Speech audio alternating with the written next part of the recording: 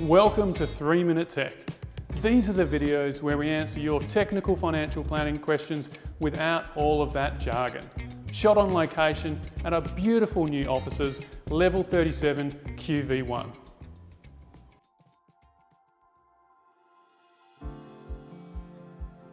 Now today, we'll be talking about end of financial year planning. End of financial year is right around the corner, and today we'll be talking about some of the additional areas that warrant some attention prior to the 30th of June.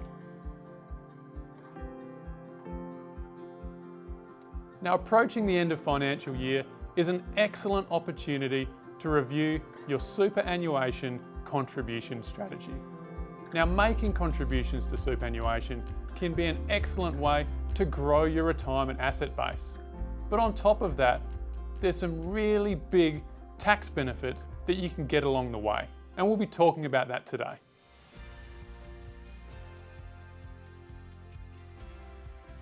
So as a quick refresher, what are concessional contributions? So concessional contributions are your 11% superannuation guarantee contributions that your employer makes. It's any salary sacrifice contributions that you make and any tax deductible contributions that you make. Now in the 2023-24 financial year, the maximum concessional contribution cap is $27,500. Now these contributions are an excellent way to get more money into superannuation and get a tax benefit along the way. And on top of that, for those of you who have a total individual super balance below $500,000, there's actually some additional provisions where you can go and use up any of this concessional cap from the previous 5 financial years, enabling you to make significant tax deductible contributions into super prior to the end of the financial year.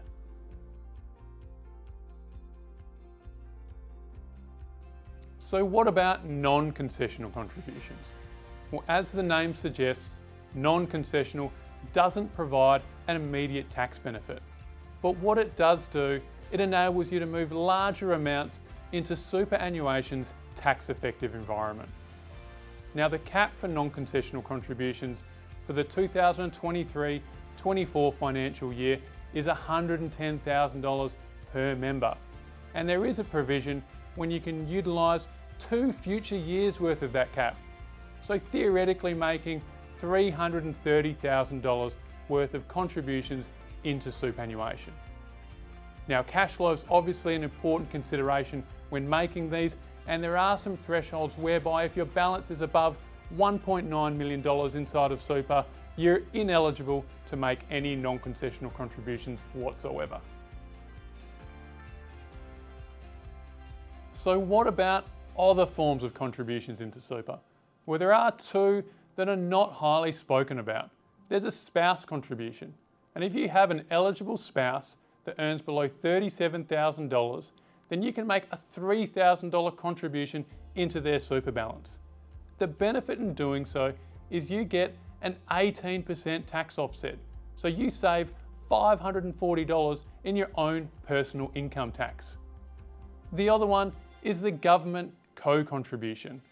Now for eligible individuals that earn some income through employment and their income is below $43,445, if they make a $1,000 non-concessional contribution to their super, well then the government will match it by 50%. So that's a free $500 contribution to help build your super balance. Now for those of us who are lucky enough to be in pension phase inside their superannuation, it's important that you make sure you make your minimum pension withdrawals. These are the amounts that the government mandates you take outside of superannuation. As you can see from the table on screen, if you're below the age of 65, then the government mandates you take 4% of your super balance. If you're between 65 and 75, that increases to 5%, all the way up to if you're over the age of 95, you need to take out 14% of your balance each financial year. Now, how is this amount calculated?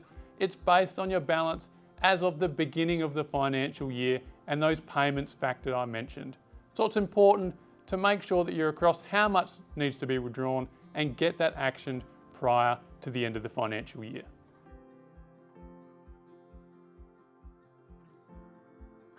And lastly, the end of financial year is a great opportunity to review your capital gains tax position.